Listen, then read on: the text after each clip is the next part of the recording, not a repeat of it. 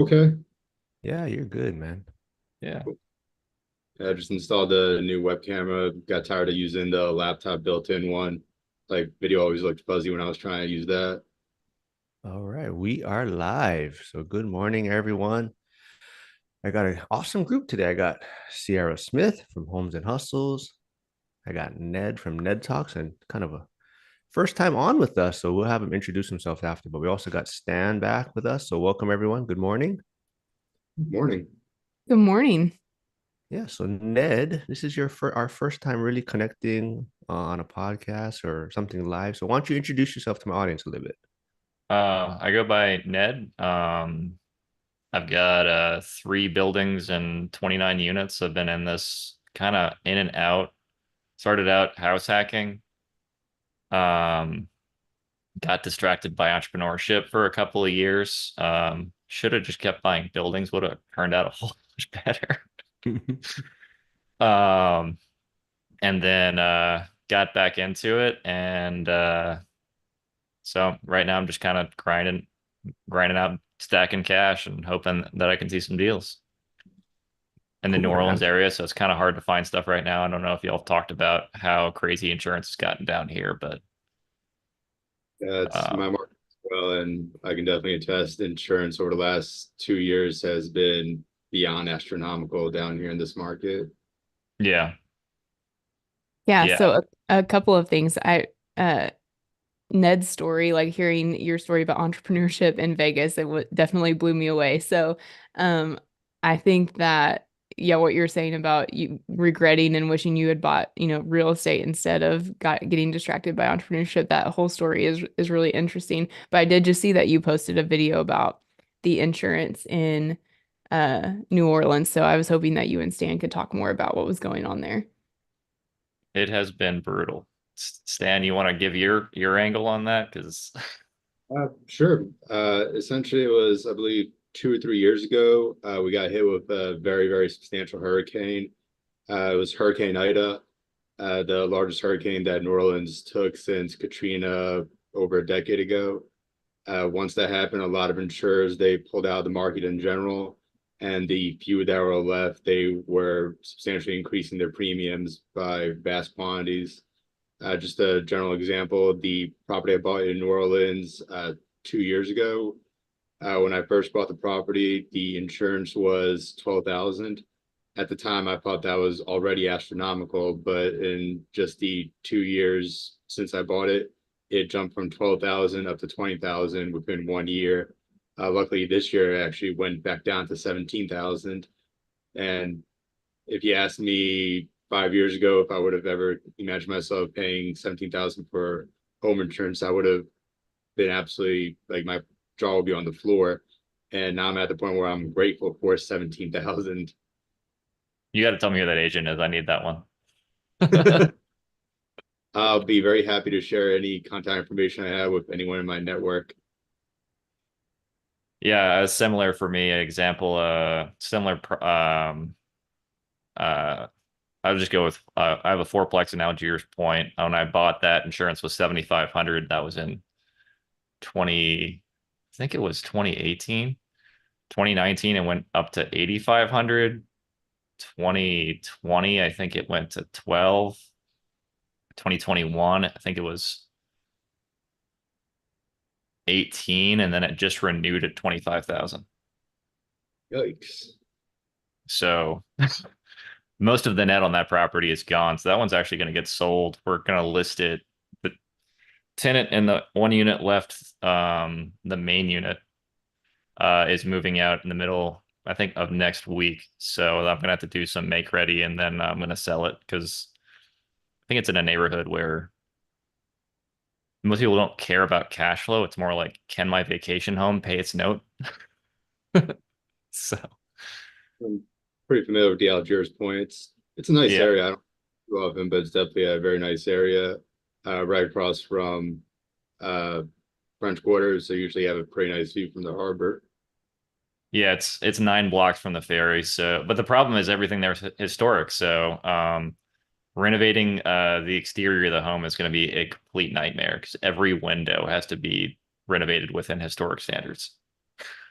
Yeah, Luckily, I don't have to put up with that within my neighborhood, but I know there's several neighborhoods within New Orleans. French Quarter, I believe Algiers is the second oldest neighborhood in New Orleans, so they have a lot of the same rules as French Quarter, where if you Yeah. want to or you want to remodel, it's got to be historically accurate. You have to use uh the same decor, the same fascia, even if they don't produce it anymore. You have to make a best effort to restore it exactly as it used to look hundreds of years ago. Yeah, the exterior boards on my home were actually from the hull of the ship that from a ship that sailed to New Orleans from Europe with people on it. So finding replacements for that is going to be a problem. Build a ship, sink it, bring it back up. Pretty much. Yeah, Ned, do you do short-term rentals in New Orleans? they're kind of a hot topic right now. But their legality, they're kind of grandfathered in if you already have them, but the city, it's like a hot potato where the city's not quite sure what to do with it. I'm not going to point any fingers, but some council men and women that are anti Airbnb but pro grandfathering in may or may not have 30 or 40 of them already in prime locations where they would rather not have competition. No Like finger pointing, Stan, but maybe there are a Stan, few. Stan Um, and Matt. Matt was on the other week, so he's also in that same market. So you guys got to all connect. But yeah, awesome. I'm glad you two got to connect, and we've got some background on your story, Ned. But we can dig into that a little bit later. But I kind of want to, touch on our main topic maybe for today. No one's coming to save you or things to stop expecting from others already, and that's kind of something that's been weighing on me. I know everyone kind of knows, I'm in the fire service, and I'm really trying to help other individuals get started, and it's just a struggle. And sometimes it kind of bothers me that I can't get a lot of other people to get started and get motivated to work on their finances. So what is your guys' experience with that? For me, I'm definitely in the same mindset where a couple years ago, it definitely dawned on me that it's no one else's job to look after me. It's my job to look after myself. I used to exclusively rely on the W-2 job. I was always doing whatever I thought I could in order to progress up within the company. I wasn't really progressing up as quickly as I would have liked at the time. And definitely had some, at the time, negative resentment until I got to the point where I realized, okay, it's not my manager's job to promote me. It's not my company's job to look after my own well-being. It's their job to pay me for the tasks that they assign to me. And there's really no incentive for any company to really push you up the ladder. If you're in a position where you're helping the company, a lot of companies, they're completely happy just to keep you in that position. They'll keep sending paychecks. You'll keep doing that work. But if you're good in the position that the company wants you in, then there's really no reason for them to continue progressing you up. So that's the point where I realized that if I want to improve my life, it's my job to improve my life. It's not the company's job to improve my life. And didn't you have like a whole, like, wasn't that around the same time that you like took control of your health journey too? Like you just went all in on all of it? Exactly. It was probably within a 2 year range where decided it's exactly what I said. It's time for me to take care of my own health, my own future. Started going to the gym regularly, started eating healthy regularly, uh, started reading books on business, on financing, started putting my own investment to the side, and started investing in real estate. Enrolled in an MBA program. By the way, the MBA program officially done as of last week, and now I have an official Master of Business Administration in Entrepreneurship. So it's simply a matter of line things up and make things happen for yourself rather than waiting around. Congrats. Yeah, so Ned, for you, it sounds like you have employees under you. I mean, do Yeah. you find yourself trying to motivate them to strive for other things or reach financial freedom or head down this path also? Um, Not really, because, well, I say that, but I think a lot of people want to do what they want to do, and they can only be, you can lead a horse to water type thing, you know? So if someone starts asking me questions, generally my, let's just call it a filter, I'll suggest a book or maybe two that seems to fit whatever their problem is. Because I like Stan here, I don't know how many books you've read, but for a minute there, I was like, I'm gonna do a book a week, and I did that for a few years. So I read way too many books on finance, and Uh, probably watched too much Ty Lopez. Uh, knowledge, man. Uh, But yeah, usually I have some kind of book that it's if they've got whatever topic they're thinking about, I've read probably at least 5 to 10 books on that, and I'll give them whichever one I think fits their personality and their needs the best. And then if they read that, and a lot of times, not a lot of times, but when they do, they'll usually say, "Hey, I read this chapter that helped her," or something like that, and then I know, okay, they're putting the work in. So I don't when I first got into the finance slash self-teaching space where you on YouTube or in Barnes and Noble, when I started, I just literally was like, all right, real estate, I'm going to buy this entire shelf.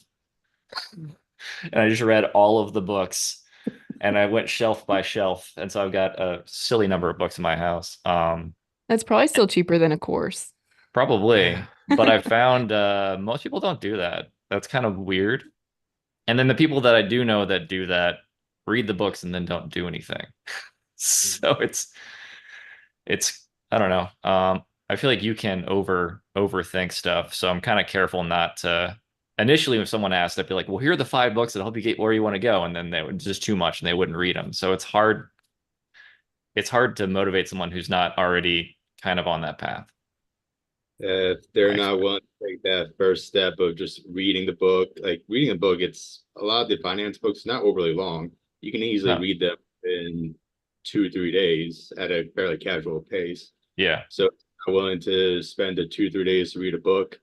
Actual real estate, doing the work, it takes far, far, far longer than 2 or 3 days and requires a substantial more larger amount of work, substantially more risk. I mean, now it's a case of you have to put your own money on the line. If you're not willing to put your time on the line to get a little bit extra knowledge, it's very difficult to be willing to put your time and money on the line in a real estate venture to buy a property. Yeah. I have found a lot of people who are interested in it tend to be people that I've never accepted any, but have offered to, be, I guess, a private money lender or something like that. If they're interested in it, but don't necessarily want to do it, if they're in a situation where they have the excess cash and they're like, hey, I'd love to go do this, but I don't have the time. I've had people offer to, hey, can I invest in a deal with you, or can I do this or that? Because they'd rather be more passive because they've got a family and stuff like that. I've never accepted or wanted outside capital just because I feel like there's lots of strings attached to that aren't really talked about much. And I'd rather screw up with my own money than somebody else's. So the responsibility kind of freaks me out. I'd rather have to move back in with my parents on my own accord, not someone else's. Well, we got Hyder in the live in the comments. We got Steven, we got Mandy, Jack, and then Landlord Odyssey has stopped in. He says, glad to see Ned on the live. So Landlord Odyssey and Ned do a lot of stuff together also on their channels. And Steven said, I can't even see this far. I need my glasses. But he said, Sierra and her channel convinced and motivated me to purchase my first house. The best thing I ever did. Couldn't have done it without her help. So Yeah, Ned shout from out Ned to Talk. Sierra. Yeah. So what about you, Sierra, in your circle? I know you're on social media a lot, trying to motivate people to, get started, like side hustles and do all types of things. So what do you struggle with, I guess, maybe in your circle, the people that you come in contact with? Yeah, so a lot of the same thing where people aren't willing to put in those first steps that seem really small or like they're not going to make much of an impact. And kind of along those lines with side hustles, right? Like a lot of people will be like, oh, this, $50 won't make a difference. Or if I, open a brokerage account and I'm only putting in, $10 a week, like that's not going to do anything.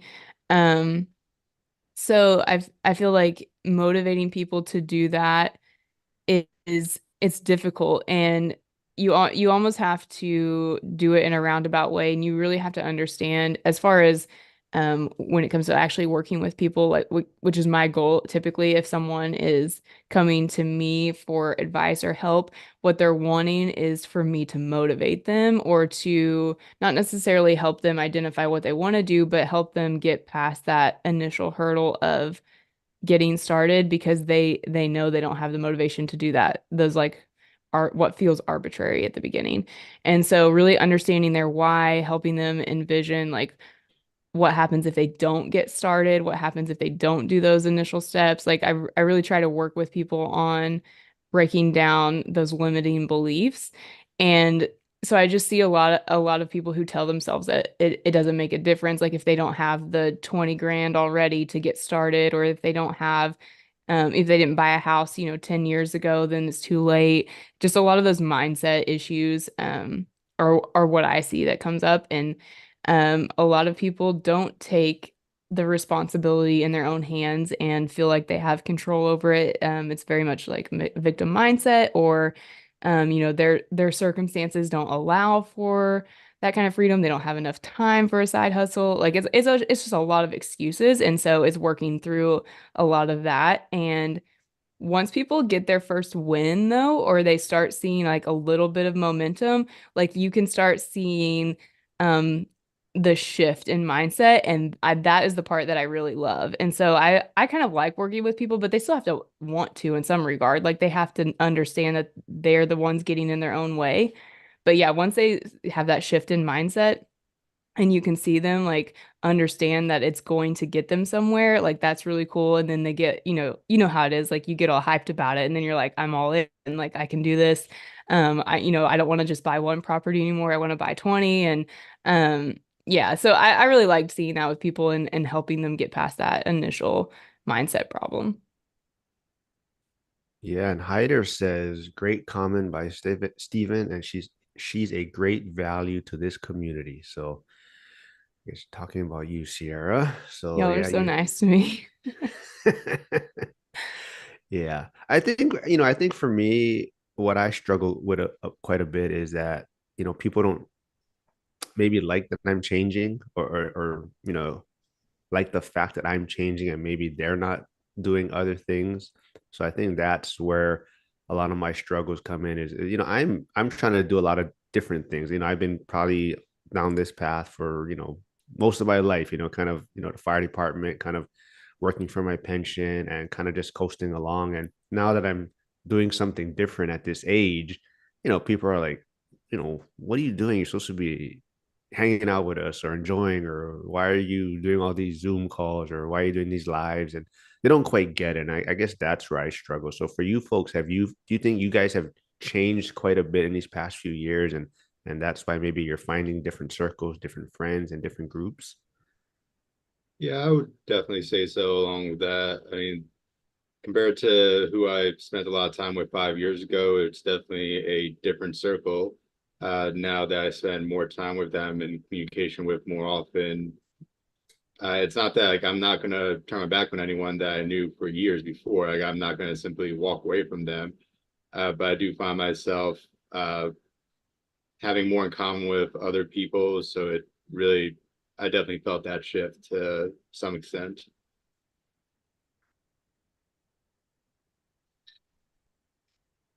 My my parents and a lot of my family members are entrepreneurs. And when I started doing all of this stuff and starting to get traction, my mom took me aside one day and said, "Hey, what are your goals?" And I kind of gave her a rough example of like what my wife and I are trying to accomplish. And she said, "All right, well, you need to aim higher because your friends aren't going to do the same. And some of your friends are going to want to keep around, and you need to be able, if you're going to go on a trip, you're not paying for just you." Wow.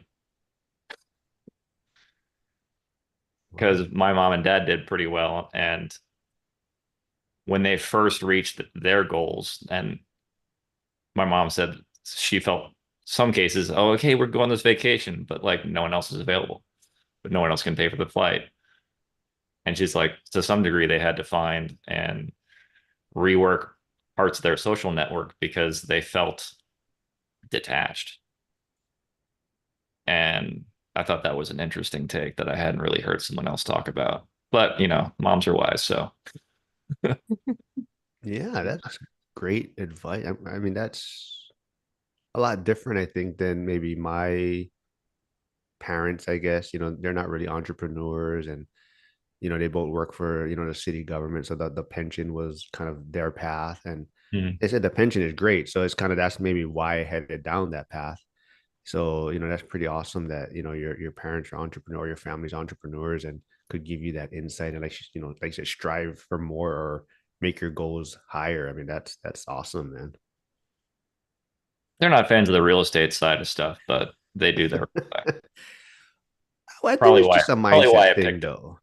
I think it's just a mindset. It's doing something different though, I think, and not just heading down that 40-hour work week path. I think that's the key. Yeah. Jack also mentioned that's why he enjoys audiobooks. He likes to listen to them while at work and driving. Yeah. I don't know. I can do some audiobooks. I think it depends the voice, kind of like who's talking. I think that's super important.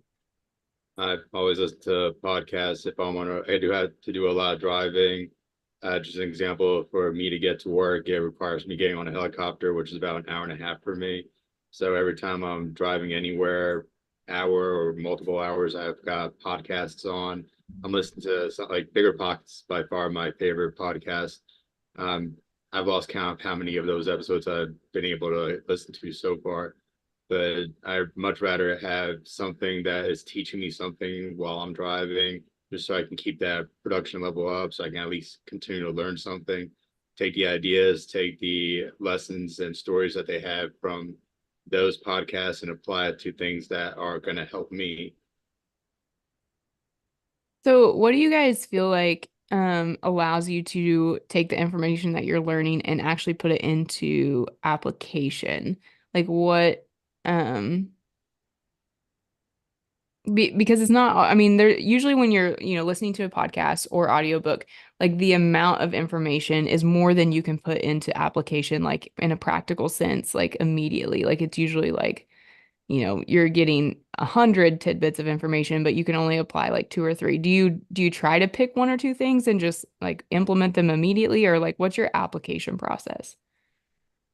Typically, it's just a matter of like it's it's hard to explain because a lot of it is just like light bulb moments where the things that you're doing, you're listening to them, and every now and then something just clicks where you hear a tidbit that they're using and you go, huh, I can apply the same tidbit to what I'm using, or I can make a small tweak to what I'm doing in order to hopefully get better results. But whenever I put a podcast on, I'm not intentionally going it with the mentality of I need to find X amount of things. If I learn something new and maybe it's going to be something that I could apply 5 or 10 years down the line, awesome. I'll just kind of store it at my memory to see if it could be helpful later on. If I don't learn anything that I can apply to myself directly, it's still useful information to have that maybe will be useful down the road, maybe not. But if something comes up that I can actually have that light bulb moment and apply it to my own situation, that's just, to me, that's an added bonus. That makes sense. So I have it's kind of a organic list of somewhere between 30 to 50 books that I read every year, and I throw in new ones. My wife gets driven nuts by this because we'll be on a road trip. She's like sitting there thinking this is the seventh time we've listened to this book in the past 8 years. But for me, your perspective on the information that's in something changes as your experiences change. So what you take away from a book and what you learn and how it can be applied is constantly shifting. And not all my books are on real estate. Some of them are philosophical, some of them are different kinds of investing and stuff like that. But rereading things that I think are wise that have more layers to them that I'm going to get on the first run through over and over again to keep them fresh in my memory um, is probably the number one behind only losing money. losing money teaches me real fast to not do that again. Yeah.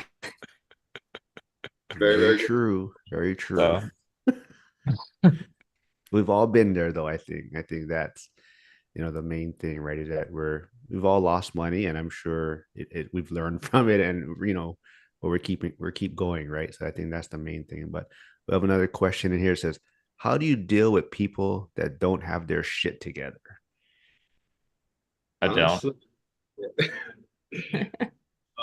for me, I think everyone's got different motivations, different goals. Hey, if someone, I'm never going to judge someone for having different goals than me. If they're happy simply working their 9 to 5, coming home and relaxing on TV, if that's what makes them happy, by all means, whatever it takes to get that individual happy, go for it, enjoy life, do whatever you want to. Uh, but I usually just kind of see myself drawn to people who want more. If other people ask me questions like how to get their stuff together, if they want advice, I'm more than happy to give advice. But I'm never going to go out of my way to try preaching to people or trying to convince them to want more if they don't already want more. I think this goes back to kind of how Ned was saying, like, someone did come up to him and you know wanted to get some advice. You kind of really look at what their situation is, or what book might fit best for them, right? So someone might not have their shit together, and that's a starting point though, right? You kind of like, hey, this is where you would start first to maybe fix these issues or kind of maybe improve on these things instead of heading them directly to maybe a more like specifically real estate book or something. You kind of get more like a personal improvement book or something like that. I think that's really what it comes down to me. There's so many books out there that are purely mindset books where you need the correct mindset before you can really start applying the more practical aspects of investing or real estate. I mean, my first book that really started everything was Rich Dad Poor Dad. There was some practical information in there, but that was 1% a mindset book of here's a different way to view employers. Here's a different way to view your time. Here's a different way to view assets. So having that resetting my own personal mindset was key before I can really move in any other direction or do anything else past that. We got a question for Ned in the comments from Trade Better 20. Thanks for stopping by. He's always in the comment section. But Ned, do you have any example of a recent aha you had when reading a book? Um, so one of the guys I reread every year is I reread all of Nassim Taleb's books. I don't know if y'all have heard of him. He wrote the book Black Swan. He was one of the few guys that predicted the 2006, 2007 collapse. But he's more of a philosopher. So when you read his books, he tries not to talk too much about current events. And the way he writes his books, he tries to make it to where someone could have understood and read his book 20 years ago. And the reason for that, if you make it to where someone could read it 20 years ago, then that would mean someone in 20 years can probably read it and relate. Whereas if you make it about current events, it's going to be irrelevant tomorrow, Maybe which you can makes put sense. that book in the comment section for everyone. His entire series is called The Inserto, but his main book that made him famous was The Black Swan. And the book that I think has the most application to real estate is called Anti-Fragile. Oh, Landlord Odyssey just said that. Oh wait, he said he hasn't read it yet though. It's very good. But it's also really dense. So that's one of those books where he's talking about, well, in Syria, Plato made comments about, and it's very academically dense. So just off a couple of paragraphs, you could go and Google and look online and research what he's talking about and try and figure out social events from back then to try and figure out. But he's a smart guy, and he's also kind of a jerk, and he's always messing with critics. And his Twitter fights are hysterical.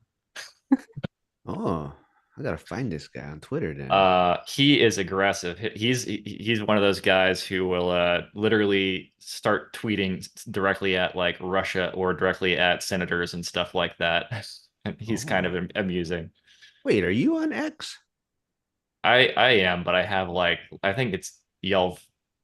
I think pretty much only you guys follow me. It's like 4 people. I Oh, only Mhm. follow like 5 or 6 people or something. I made it oh, the other that's day when right. you said I That's right. should in the Oh, that's comments. right.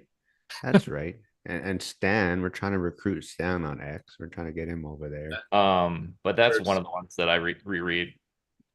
I could pull up first my list. about Yeah. X, trying to Um, avoid.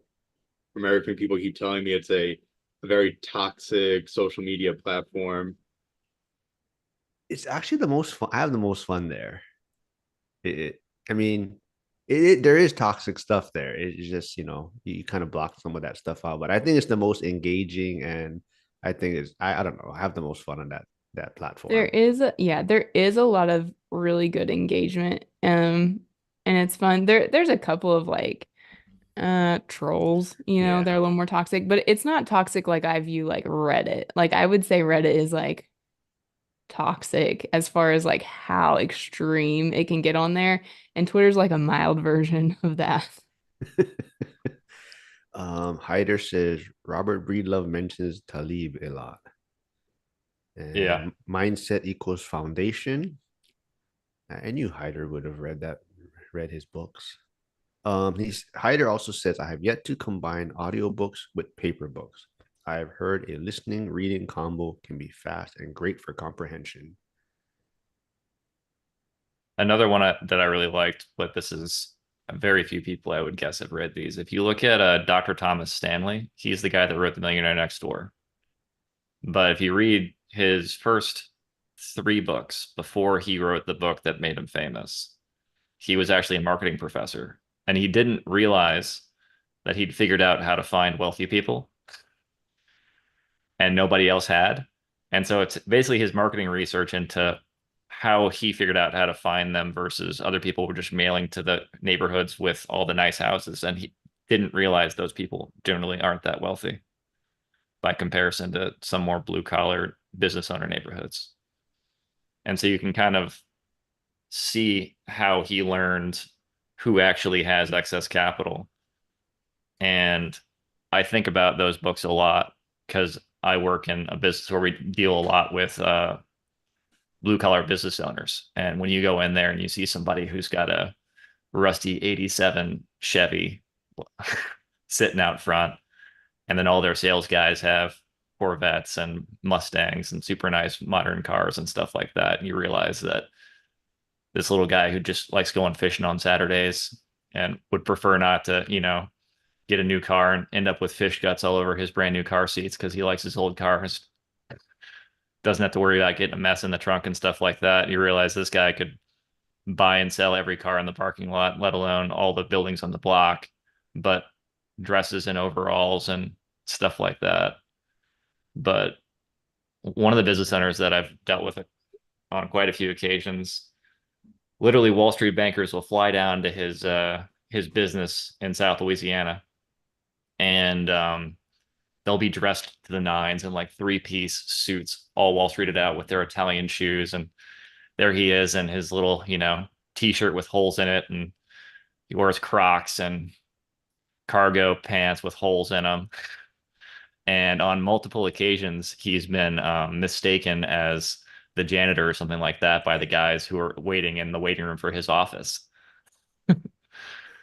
And he's just not interested in material stuff at all, but I'm pretty sure he's a billionaire.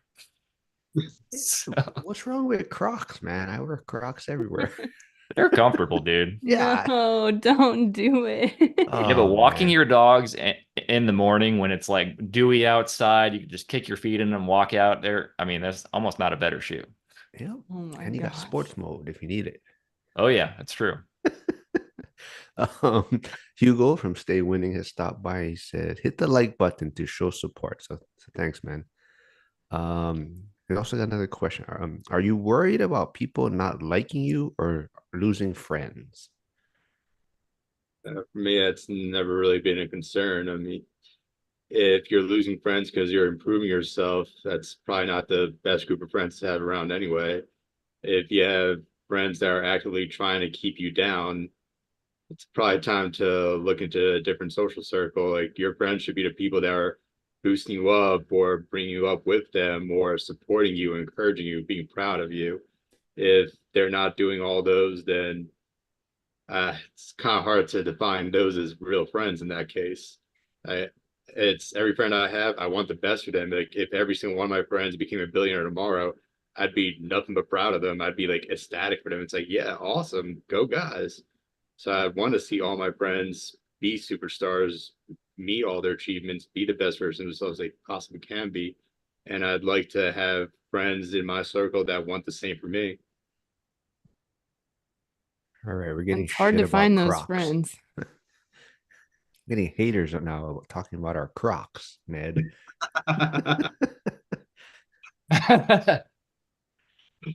I can say I've yet to own a single pair of Crocs, but now I'm Oh, kind of what don't you like about Crocs, Sierra? Well, first of all, their appearance. Uh, yep, that's mostly it. Uh, Have you tried them on? Because they're quite comfy. I do. I actually have like this is a Croc sandal. Um, Oh, see, but like the traditional Crocs with the holes in them, I'm very you can put against gibbets in that them. aesthetic. I the know. Yeah, I know. Um, n not for me. Only Crocs. Yeah, I'm gonna start a channel only Crocs. Yeah, yeah. That could Ah, be adjacent to the yeah, other feet related platforms. what about you, Sierra? I know you're not worried about people not Liking me? liking you, or is everyone like Sierra? So, That's because I'm over here overly concerned with if people like me. Um, I wouldn't say that I'm super concerned about it. The people that are close to me or that I like, I want to be likable for sure.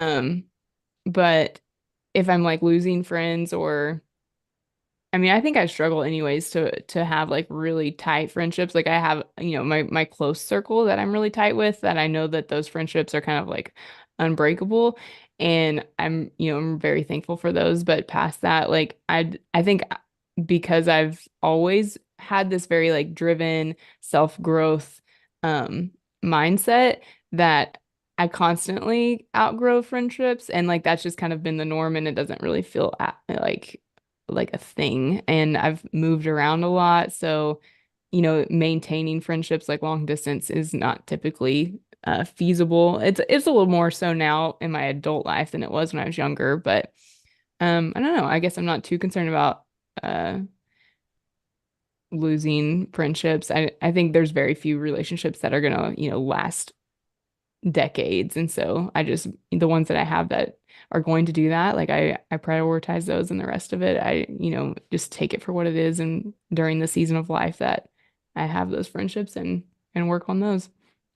Yeah, kind of have a completely agree with you on that, where you pick the relationships that you want to maintain and you make sure to prioritize those.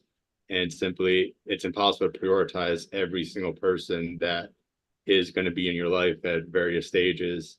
So pick the ones that really mean the most to you and ensure you prioritize those above anyone else. If there's spare time at the end of it, yeah, try to incorporate as many people as you can, but realistically, it's just impossible to prioritize everyone. well, apparently I'm not worried because I wear Crocs. So apparently I don't care if people like me. It seems like the comment section, nobody likes Crocs, apparently, Ned. Hyder says the big foam footwear is very aesthetically unpleasant. He agrees with Well, if you Sierra. fall off the pier, I mean, it's a substitute for a life preserver. The little foam things you can plug Is that why they price them so high now? That you can on. use it to float? Ah, all right. Oh, That was crazy. They were like 8 to 15 bucks or whatever they were when they came out. And Right? I think people warm in what was that movie? Idiocracy? Mm-hmm. Yeah. Yeah, it's oh what yeah, Steven that's what said. somebody put. Steven, everyone in the movie Idiocracy wore Crocs. The costume designer was asked to put some silly footwear on them, and when they were put on, they were a startup, and he said, "Oh, this company's going to go bankrupt. Nobody will ever wear these." But how much are Uh, they? Know? They're you like go, $50, aren't they? yeah. Well, yeah, they're different. There's some nice ones. I'll show him next time. But Hugo said my first video on only Crocs should be picking up chicks in Crocs. So Ned, in Vegas next year for the ORAD event, we're gonna hit the strip in Crocs and video some stuff. Oh, I found some on sale for 27 bucks. But Oh, man. Trade Better 20 actually has a very good question. He said, would you say all of you are naturally introverts or extroverts? I'm definitely an introvert. I'm completely happy sitting at home reading my book. I'm completely happy doing a solo trip on my own. But at the same, like I'm definitely not fully introverted. I'm also very, very happy to go out, have a few drinks, meet new people. But I would definitely say I'm more on the introvert side than the extrovert side. You guys can't hear the rain, can you, behind me? No. It's like storming in Hawaii. There's like a flash flood, water evacuation. Parts of the island have like waist deep water. So like to my head, I guess, in some for me, but waist for normal people, for Sierra. Oh, Always Um, knew. any, anyways, I would I say don't Oh, I'm know. more Oh, oh. go ahead, go ahead. I'm more like I think I'm an in I don't know, I'm kind of adaptable. I'm more of an introvert typically around people that I know and more of an extrovert in like situations where not very many people know me, I guess. Um but then I have like, I have one friend from college that if I'm around her, we're just extroverted completely. But then like if I'm around like my family, like I usually am more of an introvert. So I'm not really sure. That's not a very good answer to the question, but that's been what my life has been like. Oh, we should have guessed like what each person is before the person answered. I'm gonna guess Mark is an extrovert, but the wing nut. I guess you could say that. Yeah. What about you, Ned? What do you think? I would say you are, I don't know, I think an extrovert. I'm between the two. Um, I'm definitely naturally introverted, but I've always been kind of a process guy. I make a spreadsheet for everything, or I used to. Um, and so if I'm like, hey, I don't spending too many nights at home in the last month or two, I'll literally say, all right, well, what groups do I want to be more involved with? I'll find a friend there and I'll make a list of places to go and I'll just meet new people. And for me, it's just kind of like my wife's always like, I don't know how to make new friends. I'm like, well, what do you want to do more of? There's a group of people that does that. Go find them. One of those people is probably not a jerk. What a pep talk. Actually really good advice. Like find out what hobbies you have, and especially nowadays with the internet, it's so Yeah. easy to find people that have the same interest as you that you just kind of go into that certain circle and just be friendly. Yeah. That's like I really like cigars and I like real estate. And so I kept going to real estate meets and saying, hey, some Sundays, and for a while it was all Sundays, and then it got hot. You know how it is here. We go to a cigar bar right near this restaurant, Drago's, in Fat City, and we talk real estate. If you like cigars and you like real estate, come smoke with us. And I just kept giving that invite out. And it grew to where we eventually had like 9, 10 people showing up. And we were just sitting there and we just smoked cigars, hang out, talk about the game or whatever's going on. But then eventually someone's like, oh, yeah, I'm looking at this deal. I can't really buy it. And, you end up with kind of a group of people that all have at least two things in common. And if they show, they show. If they don't, then they don't. And we kind of just inadvertently did that. We've got to restart it again. But, stuff like that, it's not complicated. But I definitely feel drained if I'm around people that I'm not familiar with. I have to go off on my own to like, I feel like being alone recharges me, whereas being in a group, the more unfamiliar I am with the people in the group, the more it drains me. But if I have a couple of people in close proximity that I know, they almost shield me from that. I don't know if that makes any sense. For those of you that are listening still yet, can you guys put in the comments if you guys are introverts or extroverts? But Jack says there is cowboy boot Crocs. Really? Croc conversation. Oh man, I gotta find these things. Now I'm kind of curious too. See? Oh my gosh. I living in Tennessee, I'm kind of surprised I haven't seen the cowboy Crocs yet. Why? I found Oh them. my God, they're $250. What? There's some. I love the spurs at the back of them too. This is just silly. These can't be So real. Ned Hugo said, "Gotta send you these cigars from Castro's former personal cigar roller." I'm pretty Nice. sure the spurs on the back of these Crocs are also rubber. I'm not really sure about their effectiveness. You label me. I was gonna just say something. I want to stay. Oh, Stan, you brought up a good point about the internet and connecting with people now. Do you guys think that's weird though? Because like I think people that I work with, they think like, what are you doing? Like talking to these people on Zoom calls and making having being friends with all these people, and they think it's just strange. I don't know. I think it's like that's just normal. That's today the world we live in now. I kind of grew up in the online generation where I think by the time I got to seventh or eighth grade, AOL Instant Messenger was the main way people were connecting. When I got to college, it was all about Facebook. Uh, little after college, Instagram started taking off. So for me, it was in that generation where you meet many more people online through shared interest than you do in person. If you go to a random, like let's say me, I enjoy traveling. If I go to a random bar with 20 or 30 people in it, yeah, maybe one of them will also enjoy traveling and we can talk and bond over that. But if I go online, I'm pretty sure I can find several thousand people who enjoy traveling. So it's a much casting a much wider net for people with shared interests. I Yeah. Wait, think how Stan old are you just, again, Stan? yeah, I think Stan just called Mark's friends kind of old, but Wait, how I'm old? And Ned, you're how old? 37. Oh shit, you guys are all young, man. I've Shit, are gotten you old. what, 32? Trying to pass up my age with units. yeah, All right, I'm getting these Crocs. I'm gonna wear them to Vegas next year. do it. Uh, I just said, are yeah. they foam spurs? I don't know. I I didn't pull think up the they are. picture. Wow. They are. Wow. Janitor on fire has stopped by, so welcome. He says he went from being an extreme introvert and then he joined the army and realized I don't care what anybody thinks about me. So now he's a moderate extrovert. I was gonna say I don't think that I've ever had anyone think that it was weird that I was like doing Zoom calls and stuff, but I constantly have people think that it's weird that I meet up in like real life in person with people that I met and networked with online.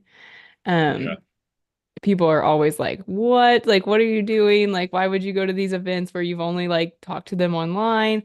Um, that is something that has constantly been mentioned, but I've never had anyone like t like say that the Zoom calls were weird or this like the YouTube channel or anything like that.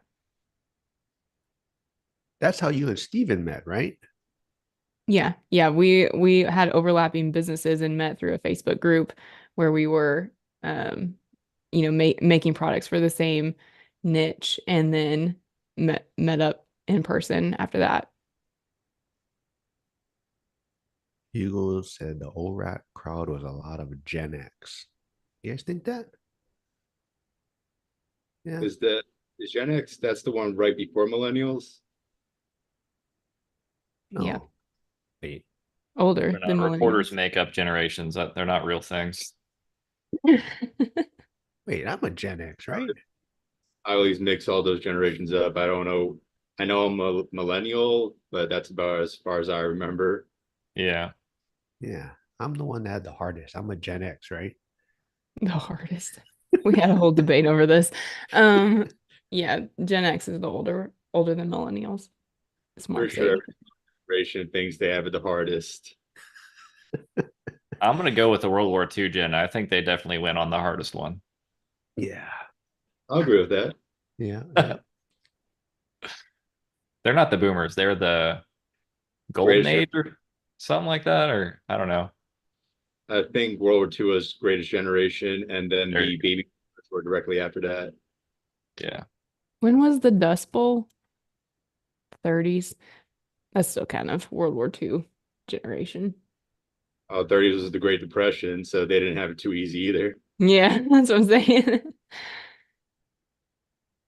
Well, Every I generation, would pick my problems now. Hey, yeah. nothing. Now I'm getting hated on for Crocs and superheroes. Hugo said my obsession with superheroes screams Gen X. I am all aboard the superhero. I think those are awesome. Oh, Yeah, I've never see? heard that being a Gen X thing. I've got a bookshelf full of comic books right above my bookshelf full of real estate books. Oh, yeah, I know. I'm waiting for Wolverine and Deadpool to come out. Can't wait But for that. yeah. Been on the same trailer times. Let's see. What there's another question I saw. Oh, how important is it to make good connections? Since we're kind of on this topic a little bit, I think it's super important. Just like Stan and Ned just now, you guys just met and you guys are talking about insurance, and now like Ned's like, oh, I gotta connect me with your insurance person, and I think that's what it's all about, right? yeah. I think connections are more important than I can possibly put into words. It's all indescribable how crucial making connections are to having success of any kind. Just the properties that I've been able to get, the only reason I've been able to accumulate them is purely from my network, where I've told the story a couple times before, but I met one realtor simply when I was buying my first house. I used the same realtor when I was buying homes back in Lafayette, which is about 2 hours from New Orleans. When I started buying properties in New Orleans, she connected me with a realtor in this area. That realtor connected me with a financer in this area, and they connected me to just a plethora of other people that were able to help me within this specific area. So without my network, I could not have achieved even a fraction of what I've been able to achieve so far.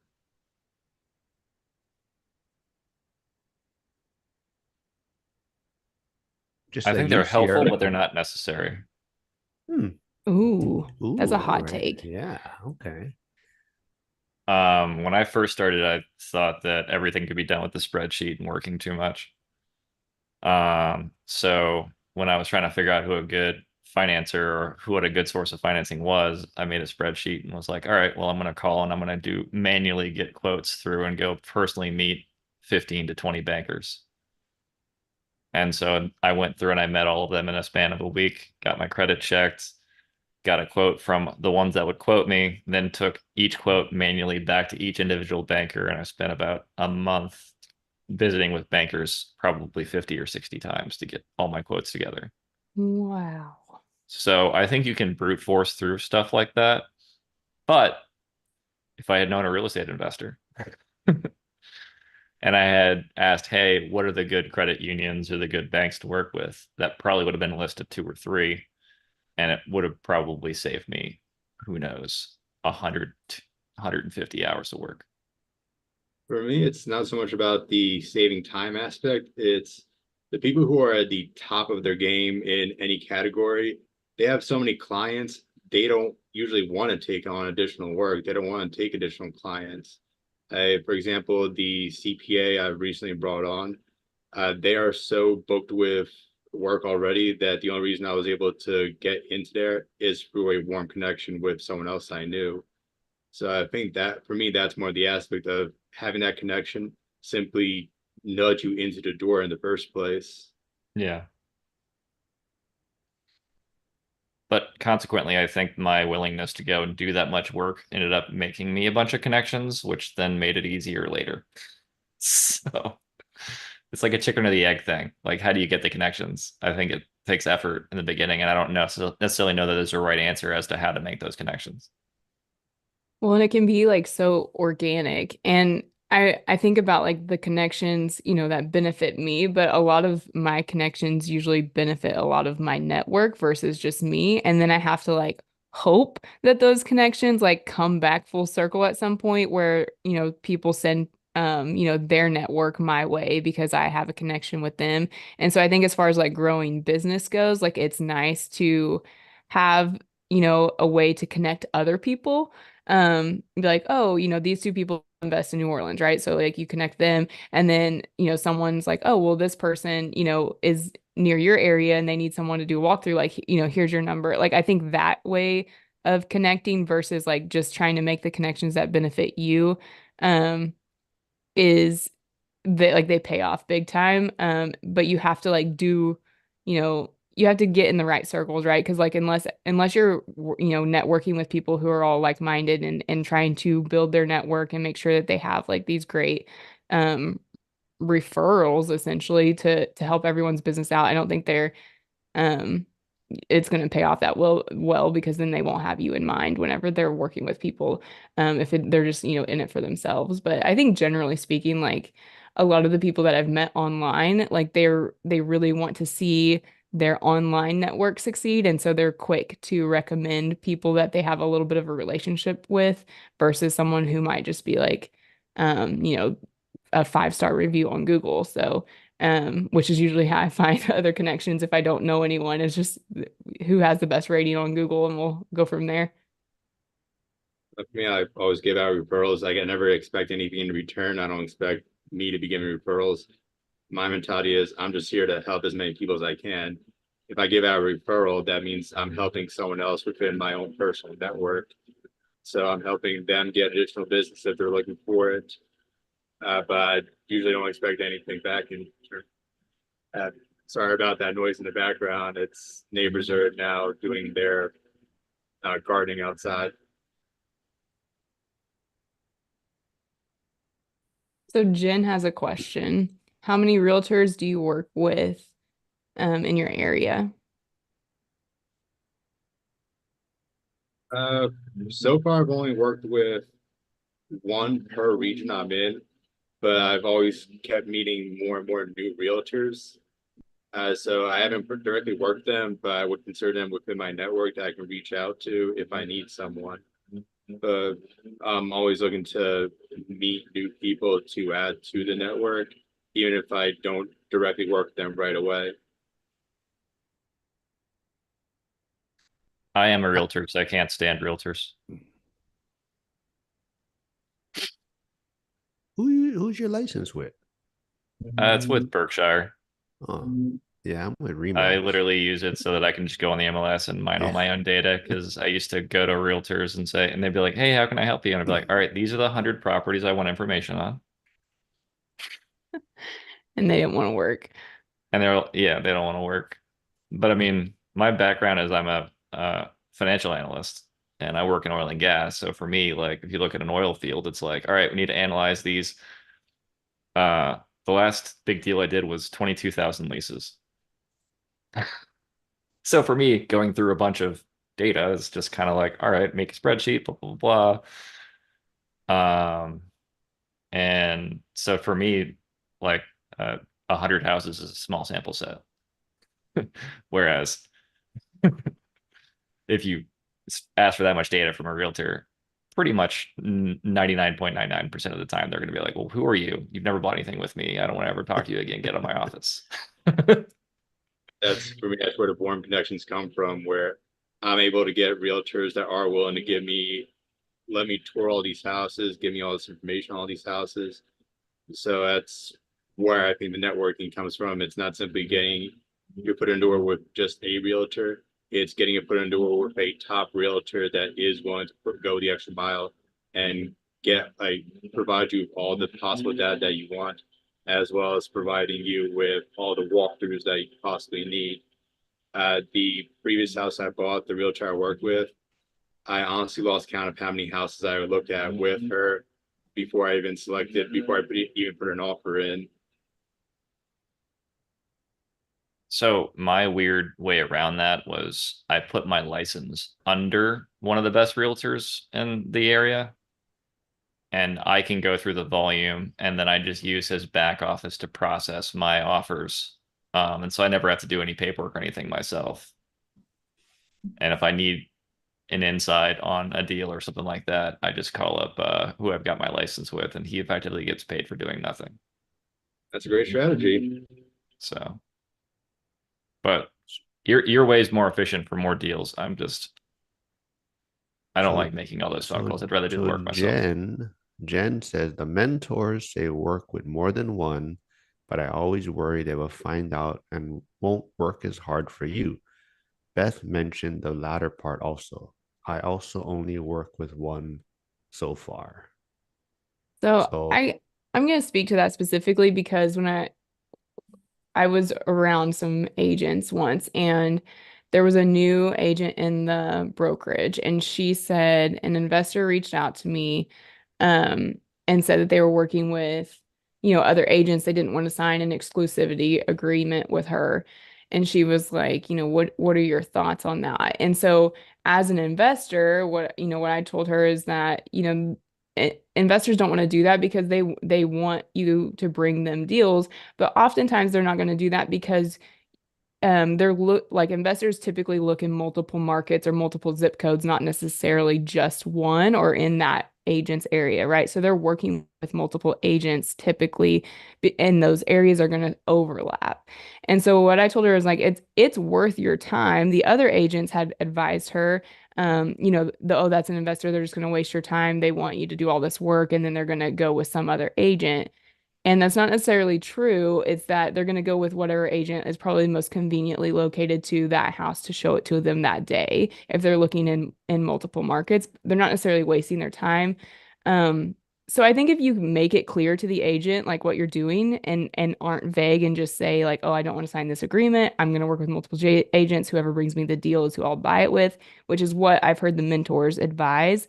I think if you go a step farther and say like, this is the part of the market that you're exclusively serving for me. So if you want to bring me deals in that market, like then you definitely like there won't be any waste of time. And then the other thing I would say is that I think that one thing that agents get wrong about it being a waste of time is that investors are going to have more repeat, transactions with you than a single like family buyer. You might get more referrals, I guess, from friends and family from someone just buying a primary residence, but like investors are going to keep buying properties or keep selling and buying or exchanging, and so they're going to use you multiple times.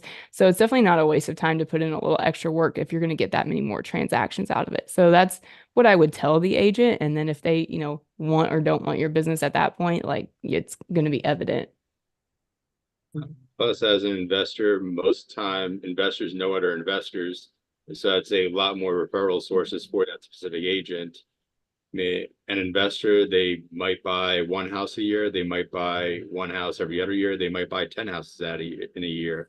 But if you're looking at just a single family home that it's a person who wants to live there, I think on average, people stay in their houses 7 or 8 years, and that number is going up.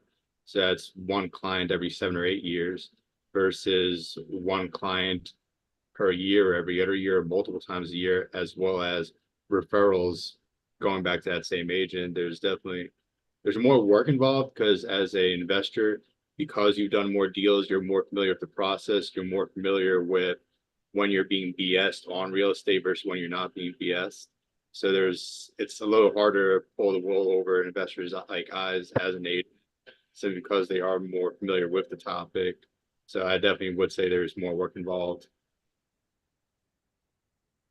yeah, I kind of primarily work with one realtor, but I keep in touch with multiple ones. More so too because other people that I'm trying to maybe help get started in Pittsburgh, they may not like the realtor that I work with, or just maybe something personality wise doesn't click. So, that's why I like to keep in contact with different realtors because I tell people that I'm trying to help, like, hey, this is who I'm using primarily, but these are other ones that I talk to, and so maybe you want to touch base with them because they may fit your personality better or whatnot. But I like primarily working with one just because I think it just makes things a lot smoother as far as they kind of know my background, what I'm looking for, my history, my financials, everything. So I think it's a lot easier. But I do think there's going to be some, you know, adjustment period, with the new NAR settlement coming out probably this summer, and you're going to have to sign an exclusive buyer's agreement with your agent now. So I think that's going to kind of have a little adjustment period, and people are going to have to work around that for the time being and figure things out. But yeah. I am curious if that's going to affect how much I can pay myself on the commission on the close. It's effectively a built-in cash out refi since I get paid 3% on the close. Wait. Should I start again? So you are, So I'm a real estate agent, and yeah. when I buy a house from me, I get a commission. Okay. Yeah. But paying myself out of my own debt is non-taxable because technically I'm paying myself. Hmm. Yeah, I think it's going to take a while for the effects of, because Yeah. it's changing how the industry is working. I think it might take a few years for everyone to really readjust Yeah. and get a feel for what No, the news really not like. tax advice. Yeah.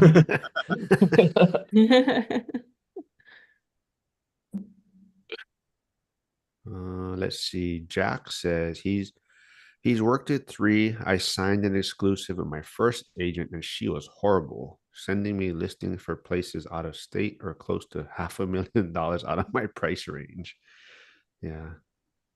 He said the second agent was good. He moved away, so now I'm with his third. Yes, I think that's also why I kind of like to keep in touch with multiple agents too, because you never know what your main agent's gonna do, right? So they may leave the area or retire or whatnot. So or you can get a conflict of interest. Maybe they're starting to look for more investment type stuff, and they're kind of only sending you what they don't want to buy. So I think that's kind of why I like to kind of keep in contact with multiple agents. But yeah, I do primarily kind of use one. I think for any agent you work with, it's very important to set a very specific buy box for them where you want this class property in these zip codes, you want this price range, you want this many bedrooms. So that if you can set a very specific buy box for them, that helps them send you the correct properties. The flip side for that is if you give them a very specific buy box, they bring you a property that's perfectly matched that buy box, and then you don't move on that property. I think that's also going to discourage them from bringing you other properties in the future. So it's definitely a two-way street. You have to give them the exact details of what you want for a property, and you have to be willing and able to move on that property when they bring you the quote unquote perfect property.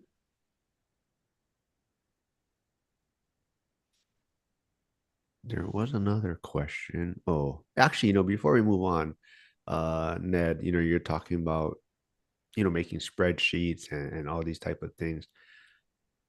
So I bet you liked that I kind of gave you a little heads up on what the topic was going to be, and maybe some questions, and Sierra always gets on me about that, about kind of winging it all the time. And so I'm sure you enjoyed that, seems like. I'm much more normal than I used to be. My wife has made me brought me back towards the center of the bell curve. Yeah. Yeah, I used to be a lot more introverted, a lot more laser focused. I would just, okay, this is my goal. Anything that's not within that goal, I'm cutting off. And if you're not helping me with that, I'm not speaking to you. If you're a distraction, we're no longer friends. I was very, very black and white, and that was not necessary. It was complete overkill. I think I'm the outlier, maybe. I used to be like that. Maybe I More. am. I bet Stan, you're like that too. Not necessarily. Like if someone's not able to help me, I'm not going to just cut them off. There's so many other things to build a relationship on. I have like the professional relationships and network. I have the personal friend like relationship network. Uh, I'm perfectly happy helping others, even if they can't help me, if I'm in a position to help them. So I guess I'm more on the other side where I'm happy to be friends with just about anyone, as long as they are, man, as long as they're not, I'm not sure what I can say on YouTube or not, but as long as they're not a-holes, then I'm perfectly happy talking and meeting and getting to know anyone at all. No, you don't want to meet Joe then. Oh, you met Joe already. You got to be modern and say toxic. Oh yeah, yeah. Okay. Let's see. There was another question I wanted to touch on though, but it says, oh, do you feel guilty for being successful? Like, do you struggle with that? I'm not sure if I consider myself successful just yet. I mean, I'm happy with what I achieved. But I've met many people who's achieved far, far more that I'm still trying to aim towards. But as far as what I feel guilty for what I've been able to accomplish at this point, honestly, not at all. Like not even an iota. Just because I'm very aware of all the work I had to do in order to reach where I'm at right now. It was a case of making sacrifices daily, making a plan stick with it over multiple years. Uh, like it's just very, very hard to feel guilty when I know the work that was required to get to this point. I'd say it ebbs and flows for me because I'm so used to my last three businesses that failed were so hands-on and so many. So I was working quasi full-time while also working 80 hours a week on my startups, if not more, sleeping on the couch in the office. And that kind of extreme focus and dedication and just is not the same thing as real estate. Real estate's more of an extreme or at least for me, it's an extremely long time of figuring out what you're going to acquire, but also preparing yourself financially and then from an education standpoint and with all these connections and stuff. It's a different you're not in an office grinding. So it feels easier to me than being like a tech entrepreneur or starting a marketing business or something like that, where it's super intense amount of man hours and hiring employees and stuff like that. It just feels it's more in your head, at least for me. Um, so you have like the weight of like, hey, are we going to be able to pay these notes? How are the contractors and things like that doing? Isn't necessarily like work per se. I'm not like physically doing the work myself, like maybe Radeon Landlord Odyssey is doing. I've got more of a hands-off model, so I feel weird about it because I've done so much better with real estate than I did with those other things that felt so much harder and I did so much worse at. I don't know if that makes perfect sense, but Yeah, just no, I think it does. It's like on, like on social media, right? It's like I posted this video, a short of like turtles sitting on a log, has the most views out of anything I've posted on YouTube so far. It's got 10,000 views.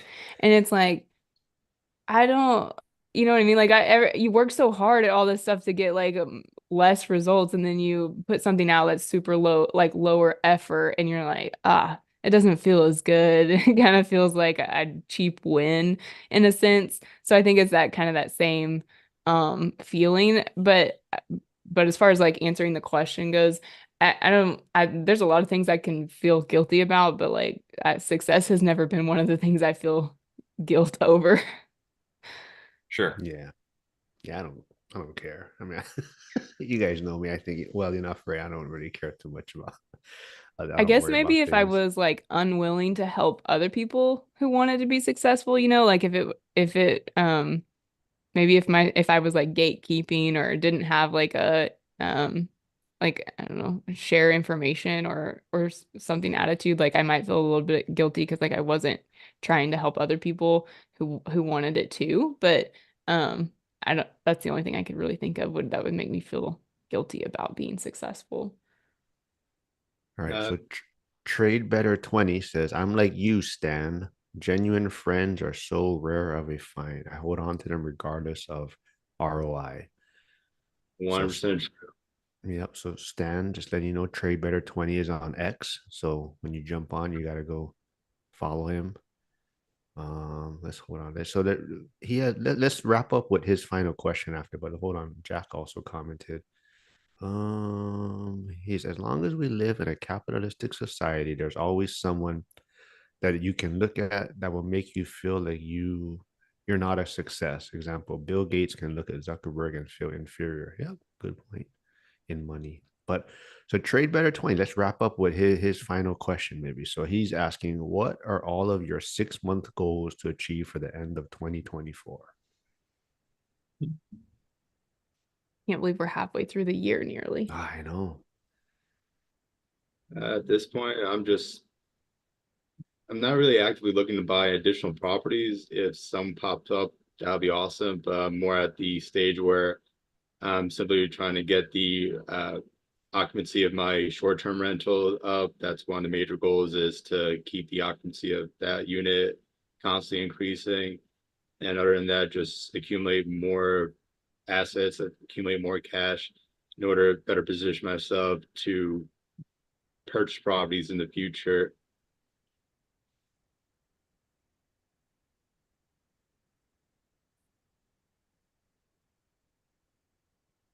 I Anyone don't know else? if I have 6 month goals. That's a very short time frame anymore. I think longer term. I've been saving up, trying to save up from specifically from side hustles, a down payment on a house hack. So that's been kind of my immediate goal, but I don't necessarily know how long it will take to get there. So I'm just trying to constantly expand like on the side hustles and work on um saving up a down payment from that, because the goal with that is to show that like I could start from scratch at the beginning of this year and still manage to get a down payment and not use the income from my business or from selling an asset or something like that, so that people could see that like it is possible to go from zero to a down payment even now. Cool. What about you, Ned? I know we kind of maybe chatted a little bit in our messages, and I think we're kind of maybe in that same ballpark area, but Normally, I don't have short-term goals, but I'm in the process of, I guess, starting them. Not intentionally, but I'm restructuring my portfolio, aka I'm selling some losers.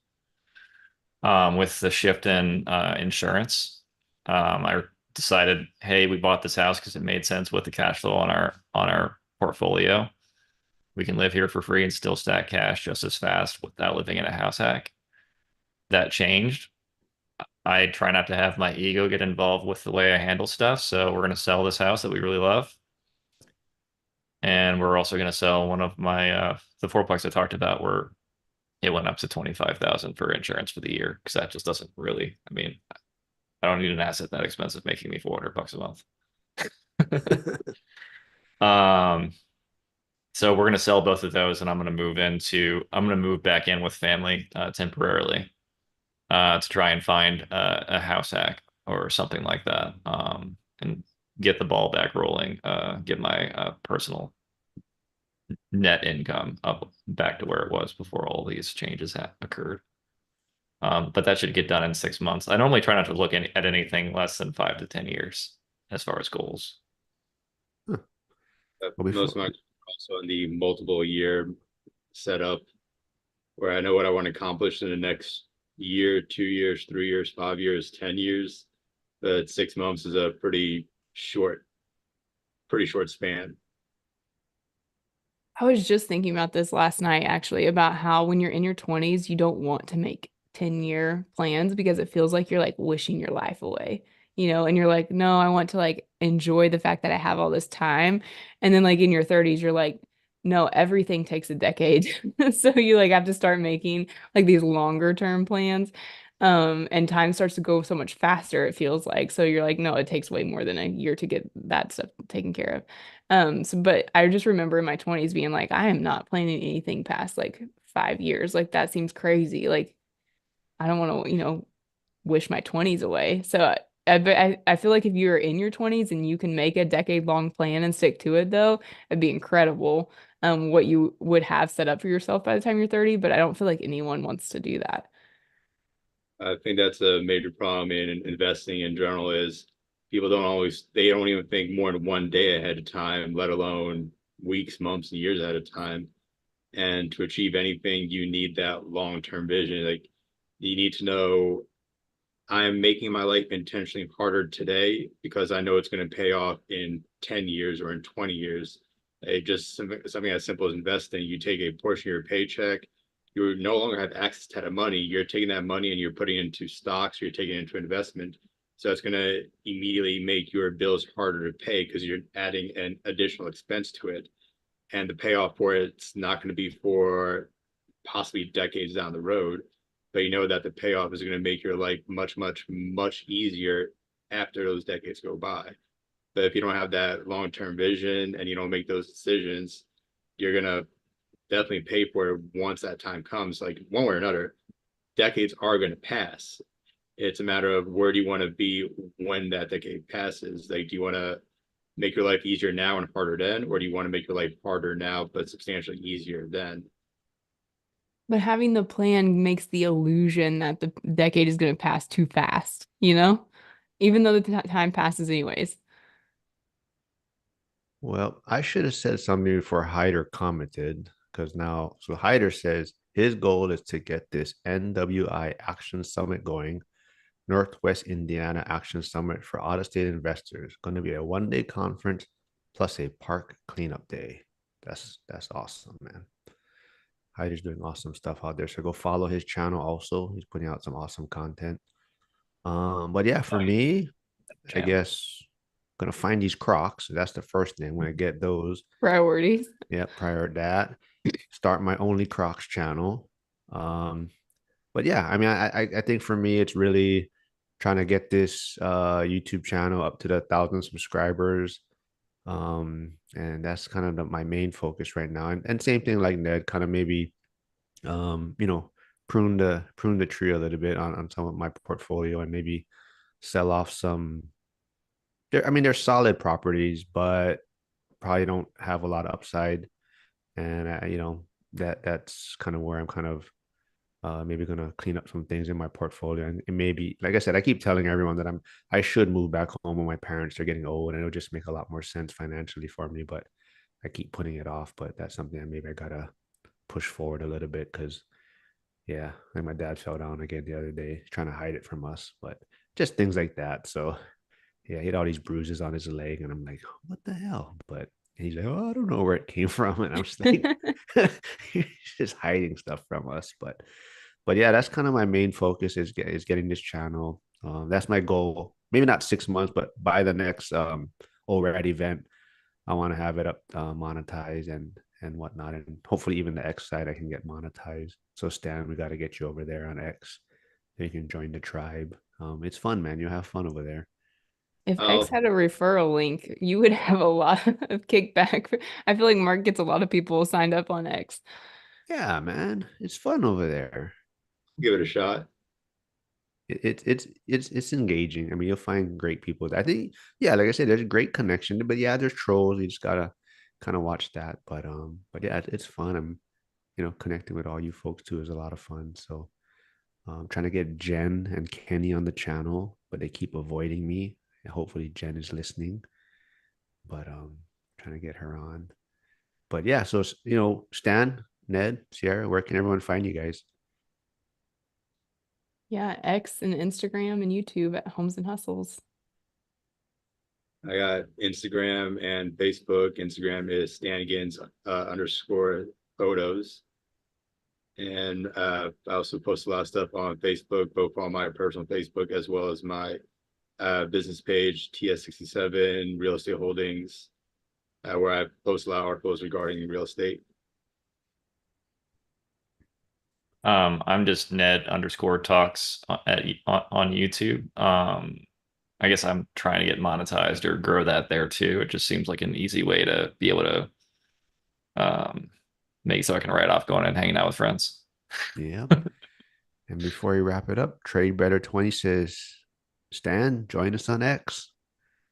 But thanks you folks for doing this. And yeah, we'll do it again next week. Sounds good. All right. Sounds Bye, good. everyone. Bye.